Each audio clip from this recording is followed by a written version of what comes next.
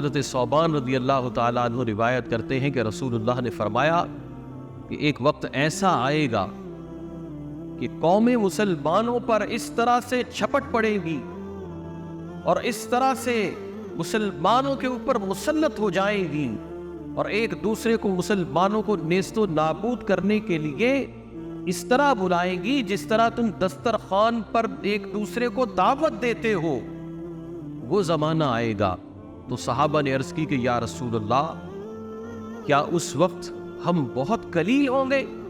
تو اللہ کے حبیب صلی اللہ علیہ وسلم نے فرمایا نہیں، اس وقت تم تھوڑے نہیں ہوگے بلکہ تم بہت زیادہ ہوگے، لیکن تم میں وہن کی بیماری آ لگی ہو، تم میں وہن کی بیماری آ گئی ہوگی. صحابہ نے عرض کی کہ حضور یہ وہن کیا ہے؟ تو اللہ کے حبیب صلی اللہ علیہ وسلم نے فرمایا کہ یہ زندگی سے محبت اور موت سے نفرت کی بیماری ہے. حب دنیا بہت ہوگی، دنیا کی محبت بہت ہوگی، لیکن مرنے سے جان جا رہی ہوگی، مرنے سے خوف آتا ہوگا. اللہ کے نام پر بھی مرنے سے خوف آتا ہوگا. اب یہی بیماری ہماری عوام میں، یہی بیماری ہمارے اقتدار میں، یہی بیماری ہماری سپاہ میں، یہی بیماری ہمارے ہر مقتدر قوت میں، جن کے ہاتھوں میں یہ قوت موجود ہے کہ وہ اس ناظم آباد سے چھوٹی ریاست کو بھی نیست و نابود کر سکتے ہیں، لیکن وہ پورا مڈل ایسٹ میں گرا ہوا ناظم آباد سے بھی چھوٹا سا ملک، وہ ان مسلمانوں کے وہن کی مرض کی وجہ سے ان کو ناکو چنے چبوا رہا ہے. اسرائیل ناظم آباد سے بھی چھوٹا ہے، لیکن اتنے مسلمان، بڑے ملک، اتنی بڑی سپاہ، ایٹم بم، میزائل، لیکن نہ جانے کس کے انتظار میں ہے. ابھی پچھلے دنوں ہمارے ہاں ابابیل میزائل کا تجربہ ہوا. اب ابابیل اللہ نے حرم کی پاسبانی کے لیے بھی بھیجے تھے، ان ابابیلوں نے اپنی ذمہ داری پوری کر دی اور ہمارے ابابیل ابھی تک ٹیسٹنگ فیز میں ہے. یہ ہمارے ابابیلوں کا معاملہ جو ہے یہ ایمان کا معاملہ ہے کہ اگر یہ کسی مظلوم کی مدد نہیں کر سکتے تو یہ سب بیکار ہے، یہ سب بیکار ہے. ان کی حیثیت اور شبراک میں پھوڑے جانے والے پٹاخوں کی حیثیت یہ برابر ہو گئی اگر یہ کسی مظلوم کی مدد کے لیے نہیں چلتے. اللہ تبارک و تعالیٰ کے حبیب نے مسلمانوں کو جسد واحد کہا، لیکن اگر ہم دیکھتے ہیں تو ہمیں کفر جسد واحد نظر آتا ہے. اسرائیل پر آ پڑی تو سب اس کو بچانے کے لیے آ گئے، لیکن وہاں فلسطینیوں پر آ پڑی تو وہاں پر سوائے مسلم حکمرانوں کی بیان بازیوں کے اور کچھ نہ ہوا. بیان دیے جا رہے ہیں کہ اب اگر سویلین آبادی پر حملہ ہوا تو ہم یہ کریں گے، اب اگر سویلین آبادی پر حملہ ہوا تو ہم یہ کریں گے. لیکن کیا کسی نے کچھ کیا؟ کوئی کچھ نہیں کرتا. اور جہاں مظلوم کے اوپر ہوتے ہوئے ظلم کو دیکھ کر کوئی شخص کھڑا نہیں ہوتا تو یقین جانیے کہ وہ اپنی باری کا انتظار کر رہا ہے. جو گریٹر اسرائیل کا خواب یہودیوں نے دیکھ رکھا ہے وہ بڑھتا چلا جا رہا ہے، لیکن اس کی راہ کے اندر کوئی بھی رکاوٹ حائل نہیں کی جا رہی. اور ہم اتنے بیوقوف ہیں، بے شعور ہیں کہ ہم حکمرانوں کی بیان بازیوں سے ہی خوش ہو جاتے ہیں کہ رجب طیب اردوغان نے یہ کہہ دیا، فلاں نے یہ کہہ دیا. اب رجب طیب اردوغان وہ تو اسرائیل کو پہلے تسلیم کر چکے ہیں، وہ تو اسرائیل کو پہلے تسلیم کر کے ایک بڑی تجارت ترکی اسرائیل کے ساتھ کر رہا ہے، اور ہم کہتے ہیں کہ بس بیان دے کر ہمارے کانوں کو خوش کر دیا جائے. مظلوم کی مدد اگر عملاً نہ کی جائے تو یہ ظالم کا ساتھ دینا ہی کہلاتا ہے، یہ ظالم کا ساتھ دینا ہی کہلاتا ہے. اور دیکھیے کہ ظالم کا ساتھ دینا ایک مسلمان کو کتنا مہنگا پڑتا ہے. اللہ کے حبیب صلی اللہ علیہ وسلم نے ارشاد فرمایا من مشا مع ظالم لیقویہ، کہ جو کسی ظالم کے ساتھ چلتا ہے تاکہ اس کو تقویت دے، وَهُوَ يَعْلَمُ أَنَّهُ ظَالِمٌ، اور وہ یہ بھی جانتا ہے کہ یہ جس کے ساتھ میں چل رہا ہوں یہ شخص ظالم ہے، فقد خرج من الاسلام، تو ایسا شخص اسلام سے خارج ہو جاتا ہے۔ لاکھ کلمے پڑھتے رہیں، جس کے نام کا کلمہ پڑھنا ہے اس نے باہر نکال دیا تو آپ کیسے انٹر ہو سکتے ہیں؟ رسول اللہ کی فہرست سے وہ شخص نکل جاتا ہے جو جان بوجھتے ہوئے ظالم کا ساتھ دیتا ہے، ظالم کو قوت فراہم کرتا ہے۔ تو کہیں بندہ ویسے ظالم کی مدد کرتا ہے اور کہیں مظلوم کے حق میں بولنے سے خاموشی اختیار کر کے ظالم کی مدد کرتا ہے۔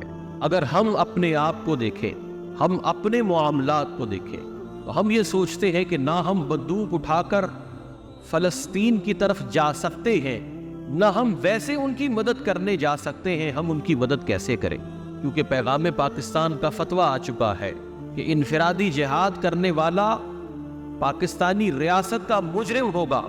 مان لیا مجرم ہوگا، لیکن جب مسلمانوں پر کڑا وقت آئے گا تو پھر کون جہاد کرے گا؟ کیا جہاد ختم ہو جائے گا؟ تو اس لیے ہم لوگ تو گن اٹھا کر کہیں نہیں جا سکتے، جائیں گے تو جانے سے پہلے ہماری اپنی ریاست ہمیں مار ڈالے گی، جیل میں دے دے گی۔ تو ہم کیا کر سکتے ہیں؟ سب سے پہلے تو یہ کہ ہم سے کچھ نہیں ہو سکتا تو کم از کم ان کے حق میں اللہ کے حضور دعا کی جائے، دن رات مظلوموں کے لیے دعا کی جائے، ایسے مظلوم کے جو اپنے بچوں کے لاشیں شاپنگ بیگز میں پکڑ کے جا رہے ہیں۔ سب کے بچے ہیں، اس تکلیف کو کوئی محسوس کر سکتا ہو تو محسوس کرے کہ سامنے بچے کا جسم دو لخت ہو گیا ہے، اس باپ کے دل پہ کیا گزرتی ہوگی۔ سب سے پہلے دعا کی جائے، اللہ کے حضور دن رات گڑ گڑا کر دعا کی جائے، اور ان مظلوموں کی دعا کے ساتھ ساتھ ان منحوسوں کے لیے بھی دعا کی جائے کہ جو عملی اقدام کرنے سے بیٹھے ہوئے ہیں، کہ جن کی یہ ذمہ داری ہے کہ ان مظلوموں کی مدد کریں، فلسطین کی مدد کے لیے کوئی عملی اقدام کرے، جن کی ذمہ داری بنتی ہے ان کے لیے بھی دعا کرے، کیونکہ ان کے بھی منہ میں دہی جمع ہوا ہے، نہ یہ زبان کھولتے ہیں، نہ یہ کوئی احتجاج کرتے ہیں، کیونکہ ان بڑوں کی کرپشن نے پاکستانی مملکت کو فقیر اور بیکاری بنا کر رکھ دیا ہے، جس کی وجہ سے اس کی آواز میں کوئی قوت ہی باقی نہیں بچی۔ اور دوسرا وہ کہ ہم جو باہر کے برانڈز ہیں ان کے بڑے دلدادہ ہیں، وہ فوڈ چینز، وہ کپڑوں کے برانڈز، وہ دیگر اشیاء کے برانڈز کے جو کھلے عام ان یہود و نصارہ کی مدد کرتے ہیں، ہم ان کا مکمل بائیکاٹ کر دیں۔ آپ یہ دیکھیے کہ ہمارے ہاں جگہ جگہ میکڈونلڈس کھلے ہوئے ہیں، انہوں نے آفیشلی طور پر کئی ہزار ٹن خوراک اسرائیلی فوج کے لیے رضاکارانہ طور پر دینے کا اعلان کیا۔ اب ہمارے ملک کی انتظامیہ اگر غیرت مند ہوتی تو یہ ایسی فوڈ چینز کو پاکستان میں بین کر دیتی کہ تمہارے ہاتھ فلسطین کے مظلوم حکمرانوں کے خون سے رگے ہوئے ہیں، ہمارے ملک کے اندر تمہارا کوئی حصہ نہیں۔ اور پھر جب یہ ہم اپنی ریاست سے مطالبہ کرتے ہیں تو ہماری ریاست بھی مائنڈ کرتی ہے، ہمارے ادارے بھی مائنڈ کرتے ہیں کہ ایسی باتیں نہ کی جائیں، حالانکہ یہ وہ موقف ہے کہ جو بانی پاکستان قائد اعظم کا موقف ہے، یہ کوئی کسی مولوی کا گھڑا ہوا موقف نہیں ہے کہ فلسطین فلسطینیوں کے لیے ہے۔ اسرائیل کا غاصبانہ قبضہ اور اس کی حمایت کے اعلان کرنے سے قائد اعظم نے منع کر دیا تھا۔ قائد اعظم تو چلیے چھوڑیے، وہ مسلمان تھے، گاندھی نے، نہرو نے، اور یہاں تک کہ یہ واجپئی تک جتنے بھی ہندوستان کے وزیر اعظم تھے، ان سب کا بھی موقف یہی تھا کہ فلسطین فلسطینیوں کا ہے۔ یہ تو اب مودی نے جا کر یہ معاملہ، اس میں انڈیا کی ریاست کا یو ٹرن ہوا ہے، ورنہ یہ ایسا غاصبانہ قبضہ ہے، یہ ایسا ظالمانہ قبضہ ہے کہ اس قبضے کو کشمیر پر قبضہ کرنے والوں نے بھی ظلم قرار دیا۔ انڈیا نے کشمیر پہ قبضہ کیا، لیکن وہ لوگ بھی اس حق میں تھے کہ فلسطین فلسطینیوں کا دیس ہے، فلسطین پر فلسطینی مسلمانوں کا حق ہے، اس پر یہودیوں کا غاصبانہ قبضہ یہ ناجائز ہے۔ لیکن افسوس کی بات یہ ہے کہ ہمارے ہاں حکمران جیسے بھی ہے، جس پوزیشن میں بھی ہے، چاہے کوئی چھڑی والا ہے، چاہے کوئی بندوق والا ہے، تمام کے تمام ایسی خاموشی میں مبتلا ہے کہ جس خاموشی کو یہی کہا جا سکتا ہے کہ شاید اپنی باری کا انتظار کیا جا رہا ہے۔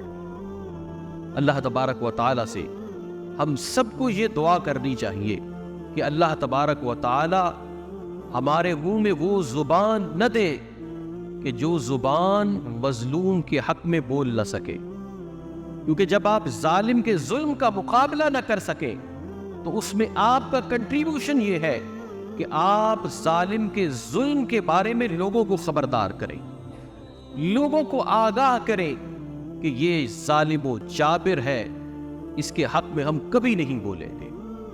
یہ ہمارے ایمان کی ذمہ داری ہے۔